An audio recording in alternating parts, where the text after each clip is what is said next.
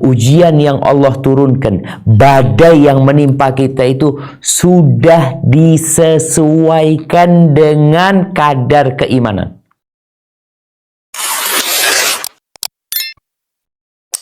Alhamdulillah. Segala puji bagi Allah Azza wa Jalla. Wassalatu wassalamu ala Rasulillah. Salawat dan salam semoga senantiasa tercurahkan untuk utusan Allah, baginda Nabi kita Muhammad alaihi salatu wassalam, untuk keluarga beliau, untuk istri-istri beliau, putra-putri beliau, dan untuk seluruh sahabat Nabi. Semoga Allah meridhai kita bersama. Amma ba'd. Ahibati fillah, kita bersyukur kepada Allah Azza wa Jalla karena Allah masih memberikan kepada kita iman. Yang sampai hari ini, alhamdulillah, kita masih bisa berpuasa. Kita masih bisa menjalankan perintah-perintah Allah Azza wa Jalla. Tapi ketahuilah bahwa tatkala seorang menyatakan beriman, dia tidak akan dibiarkan begitu. Apabila kita memandang perjalanan hidup kita secara pribadi, secara keluarga, secara masyarakat, secara bangsa, kita akan melihat berbagai macam peristiwa yang kita lewatin, yang terkadang kita tidak menginginkan itu terjadi. Tapi yang terjadi itu bukan keinginan kita, tapi kehendak Sang Pencipta. COVID-19. Apakah ada di antara kita yang menginginkan terjadinya wabah, pandemi yang mendunia, yang membuat sebagian kita itu nggak bisa berangkat umroh, terhalang dari melaksanakan haji, bahkan sebagian kita ya harus di PHK dari tempat kerjanya. Sebagian saudara kita terus meninggal dunia. Ahibati fillah. Kenapa itu terjadi? Ada banyak sebab. Satu dari dua hal. Yang pertama karena memang ujian. Allah hendak mengetes kita. Apakah kita benar-benar hamba Allah? Atau kita hamba syahwat kita? Karena ada manusia-manusia yang kalau dikasih sama Allah, dia ridho, dia senang, dia gembira, dia tulus menerima karena dikasih. Tapi kalau diambil apa yang dia miliki, tidak diberikan apa yang dia inginkan, dia murka, dia marah-marah, seakan-akan dia punya hak atas Allah Azza wa Jalla. Maka ujian ini datang untuk mengangkat derajat seorang hamba dan untuk memisahkan siapa yang lulus dan siapa yang nggak lulus. Siapa yang pahlawan dan siapa yang pecundang. Kapan akan kelihatan? Ketika ujian itu tiba. Ketika ujian datang, kita akan tahu mana kawan kita yang tulus mendampingi kita. Dan mana kawan kita yang sejatinya hanya memanfaatkan ujian. Boleh jadi yang datang itu adalah azab, hukuman karena dosa. Ahibati fillah, bulan ini bulannya Al-Quranul Karim, Syahrul Quran. Allah menurunkan Al-Quran sebagai petunjuk, sebagai rahmat, sebagai syifa, penyembuh. Ini kadang-kala sebagian kita stres, depresi, merasa tertekan, dengan apa yang menimpa dia. Baca Quran. Baca. Di surat Al-Ankabut ayat 1-3. Nah, kita akan baca. Tafadhal.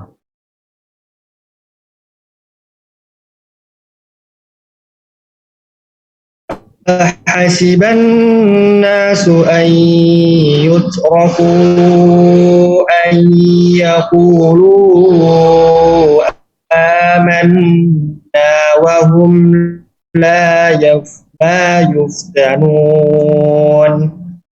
ولقد فتنا الذين من قبلهم فليعلمن الله الذين صدقوا وليعلمن الكاذبين.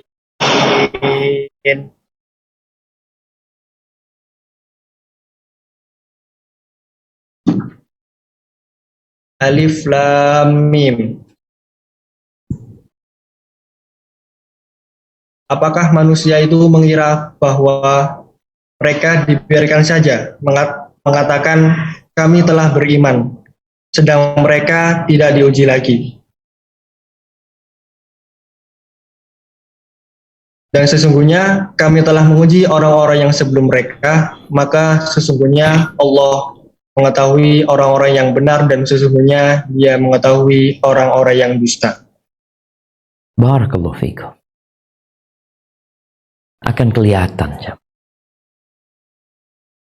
Allah menjadikan kehidupan di dunia ini bukan tempat bersenang-senang. Nggak ada. Kalau kita melihat orang mau ketawa terus di dunia, nggak ada. Pagi dia ketawa, siang menangis. Hari ini dia gembira, boleh jadi besok dia sedih. Allah turunkan ujian itu agar nampak, nih orang-orang yang selama ini merasa dirinya beriman, orang Islam, orang yang taat, dikasih ujian sama Allah Azza wa Jalla. Sehingga kelihatan tuh. Nah, di masa ujian yang menimpa kita, kita termasuk yang mana? Apakah kita termasuk orang-orang yang menyalahkan Allah? Na'udzubillah. Ada sebagian di antara kita yang merasa dia adalah orang yang baik, dia orang yang soleh, dia orang yang suka berbagi, dia orang yang suka membaca Al-Quran, suka berzikir, dia nggak neko-neko, tapi kenapa dikasih musibah sama Allah Azza wa Jalla? Tunggu dulu. Itulah untuk melihat apakah engkau itu hamba Allah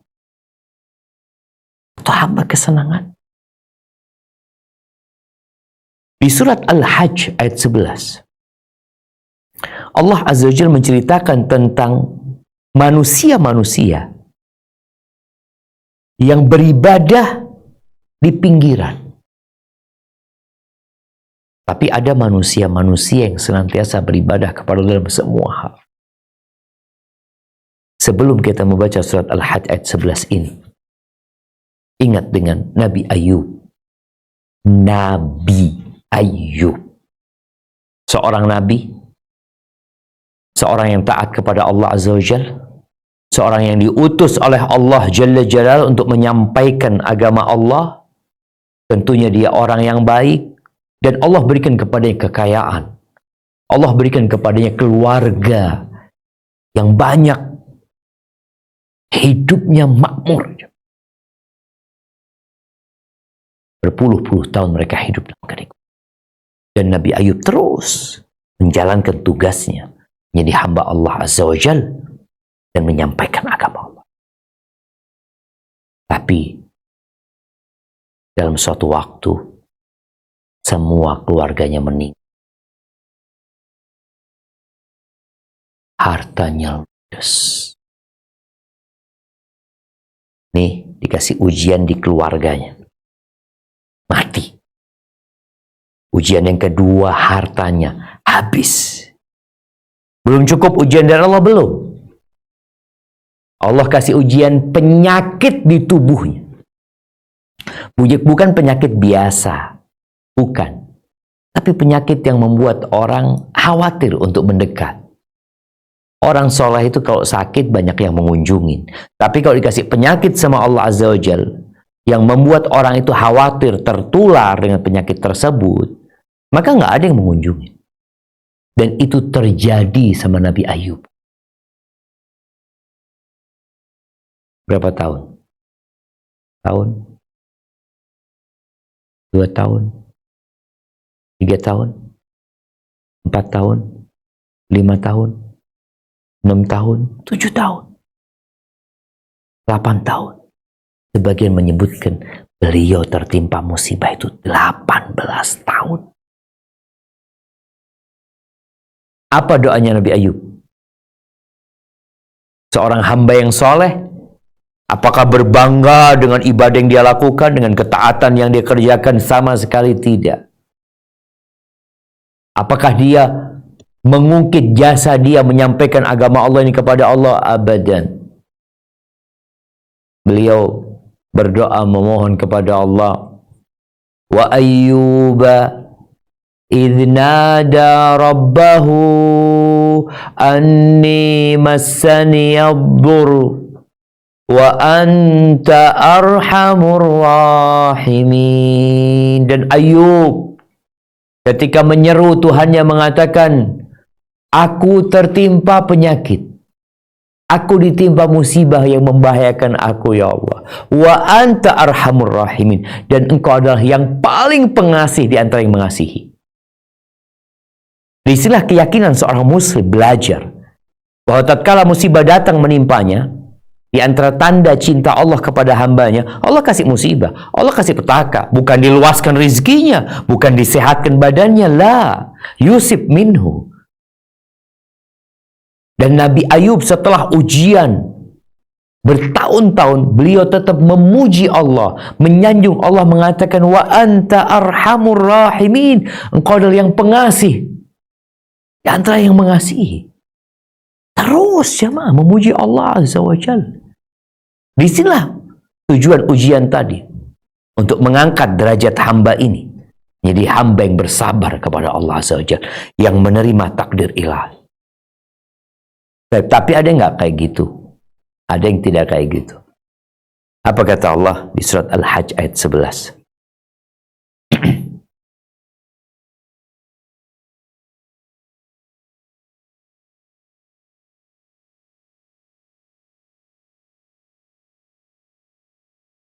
Monggo silakan Mas Fakih. Itu tadi keliru overlapping, Sat. Hah? Apa yang baca tadi? Monggo Mas Fakih. Apa surat apa kan? Al-Hajj ayat 11. Al-Hajj ayat 11.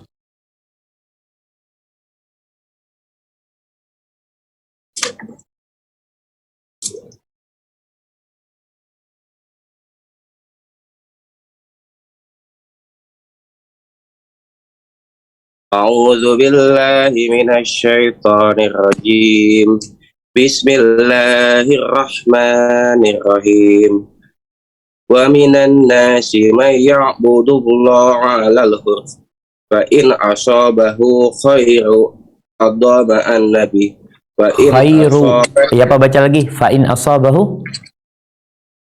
Fa in asabathu fitnatu inqalaba 'alal wajhi. Ala wajhihi. Wajhihi. Ala wajhihi. Ala wajhihi khasirat dunya wal akhirah. Dzalika huwal khusranul mubin. Sadaqallahul azim. Dan di antara manusia ada yang menyembah Allah dan hanya di tepi. Maka jika dia memperoleh kebajikan, dia merasa puas. Dan jika dia ditimpa suatu cobaan, dia berbalik ke belakang, dia rugi di dunia dan di akhirat. Itulah kerugian yang nyata. Barakallahu fikum. Ada tuh di antara kita yang kayak gitu.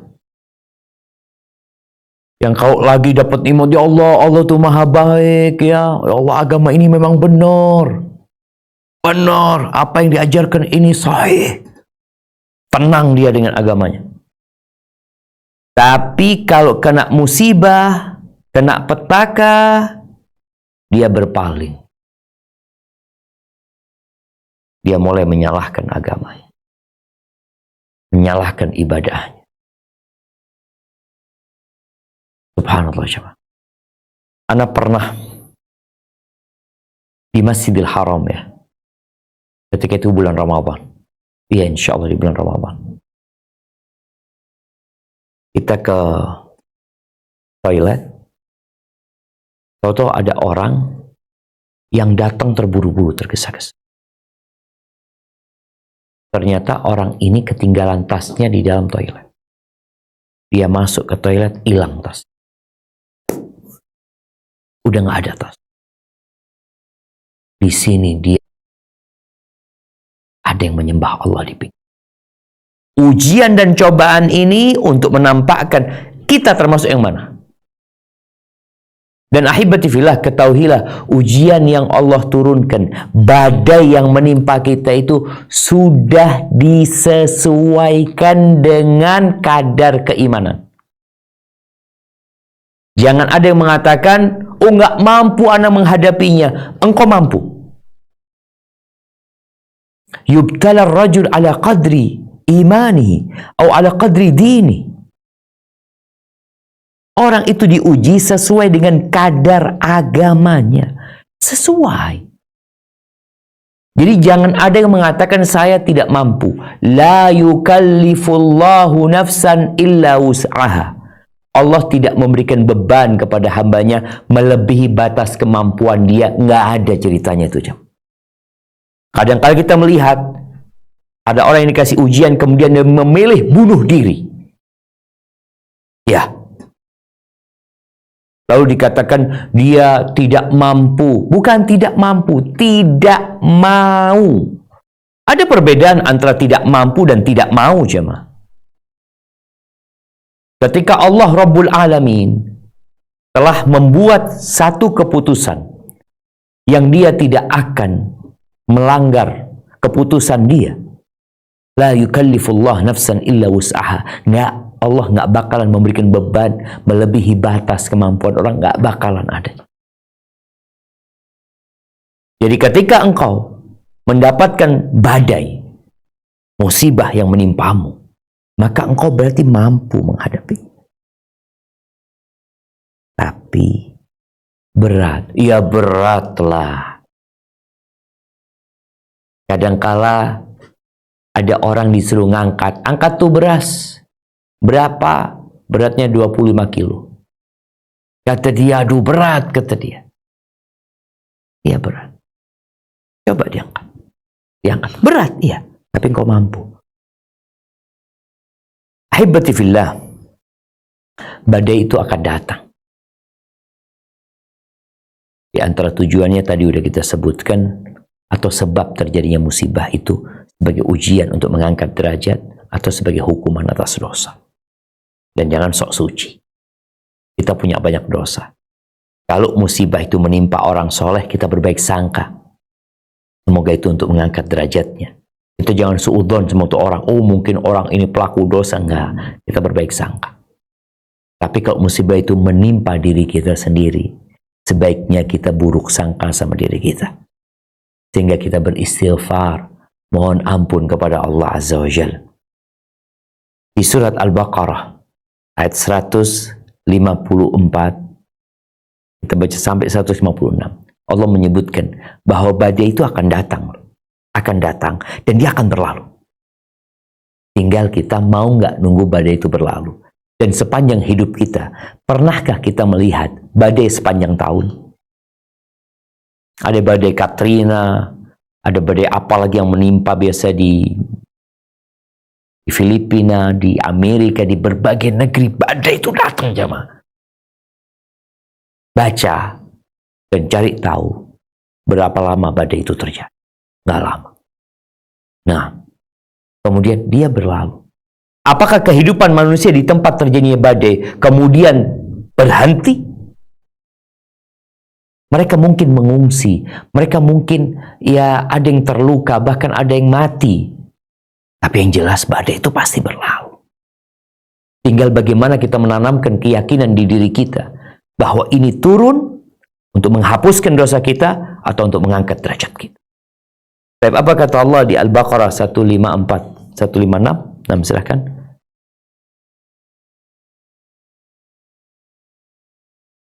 A'udzu billahi minasy syaithanir rajim. Bismillahirrahmanirrahim. Wala taqul liman yuqtalu fi sabilillahi amwat bal ahya'u walakin la tash'urun. Wala nabluwannakum bi syai'im min khawfi wal ju'i wa naqsim minal amwali wal anfusi was samarat wa bassiris sabirin alladzina iza asabathum musibah qalu inna ilaihi wa inna ilaihi raji'un.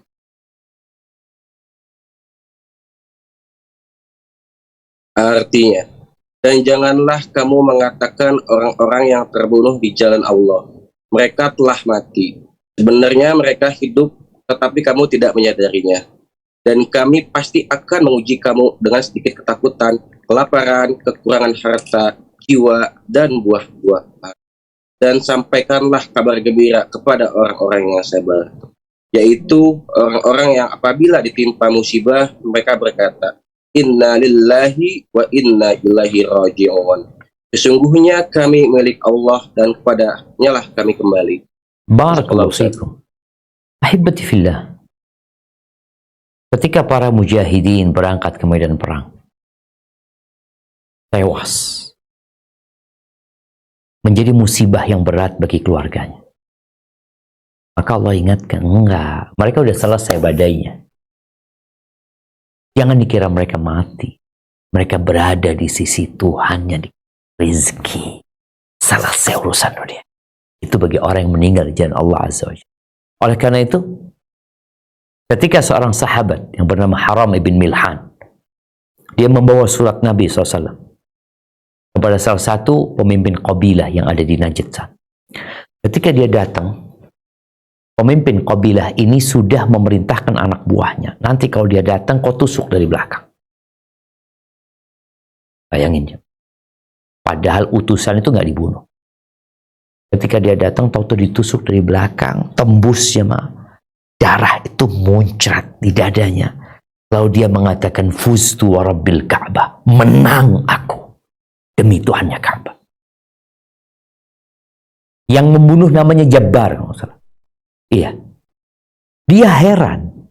Dia nggak paham orang ini mati, terbunuh, tapi dia ngomong, menang aku, beruntung aku, demi Tuhannya Ka'bah. Akhirnya dikasih tahu orang ini.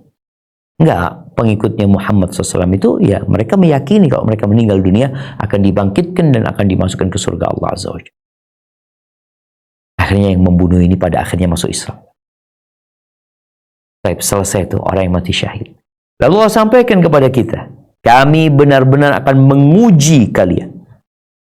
Ini kalau bicara badai, badai akan datang dan ingat dia akan berlalu. Yang sakit bakal sembuh. Yang susah bakal senang. Tapi ujiannya apa modelnya? Modelnya rasa takut, khawatir. Kekhawatiran dengan anaknya.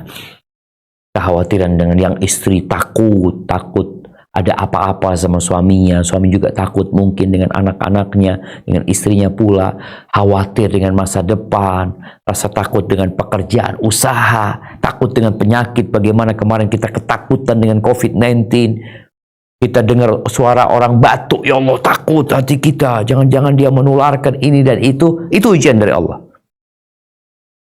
Wal ju', kelaparan. Ya.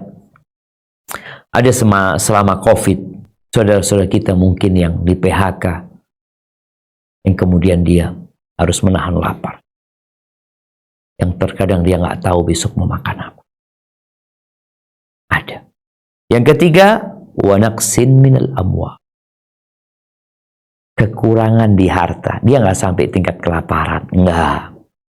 Gak sampai kayak orang-orang yang kadang-kala kita melihat di beberapa benua atau di Afrika kita melihat mereka sampai tingkat ini nggak sampai kelaparan kok.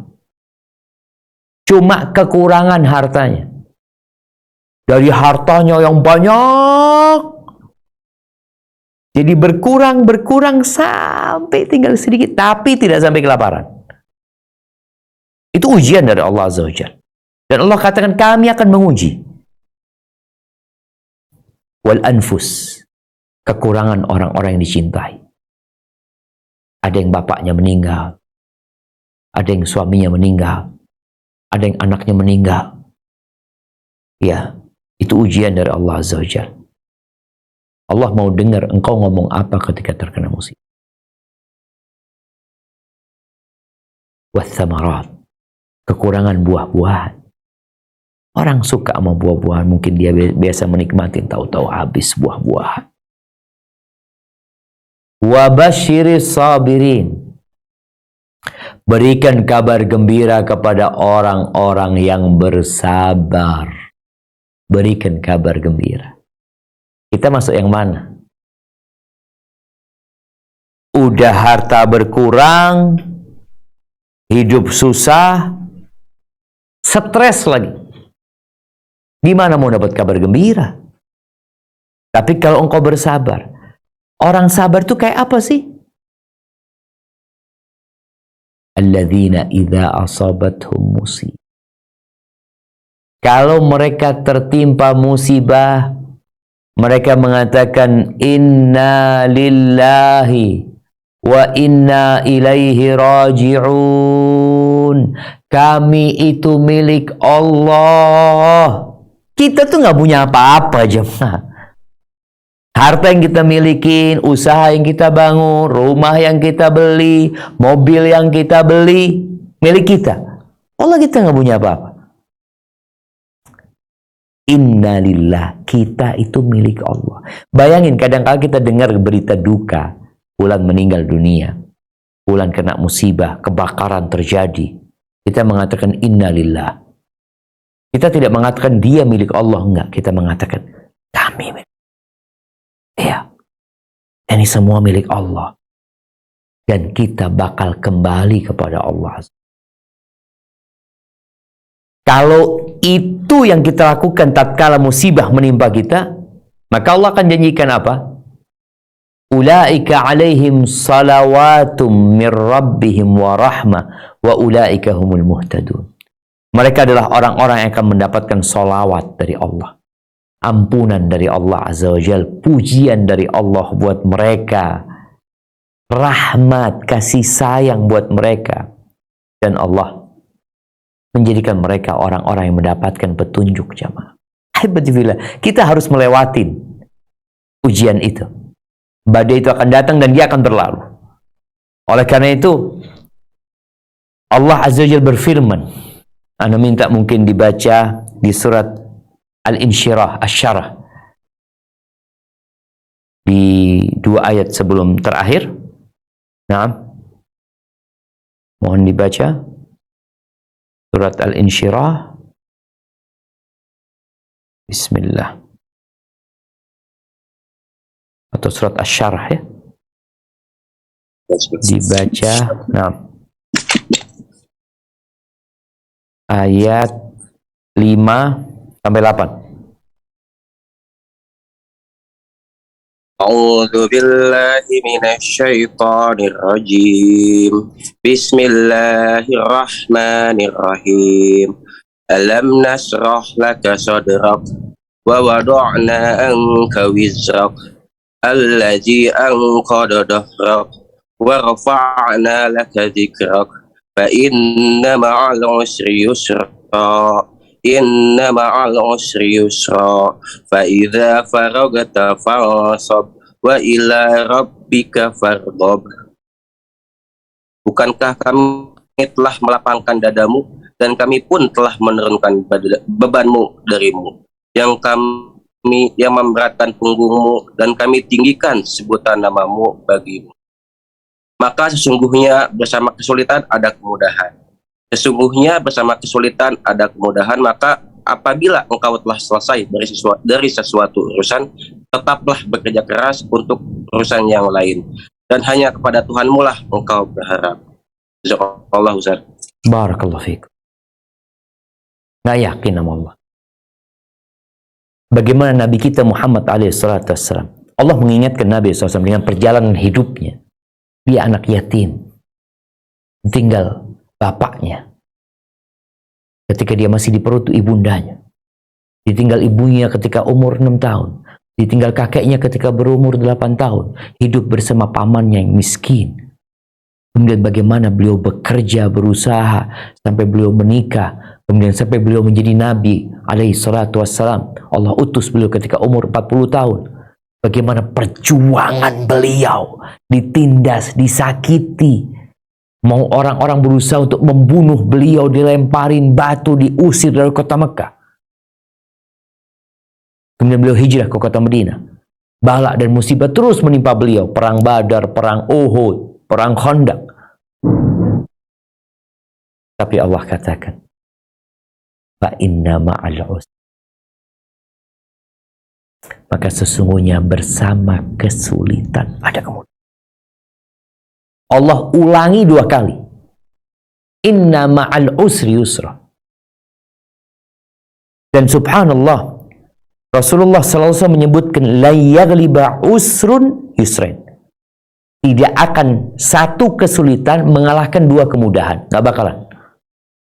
Maka ini penting buat kita mengevaluasi kondisi kita.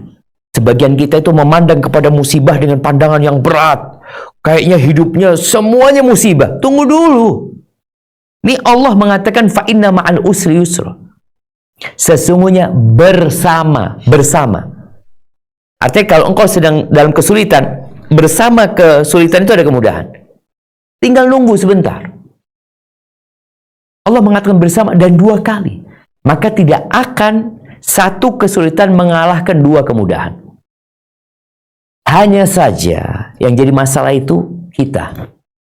Kita itu memandang musibah, lupa dengan kemudahan yang Allah berikan kepada kita.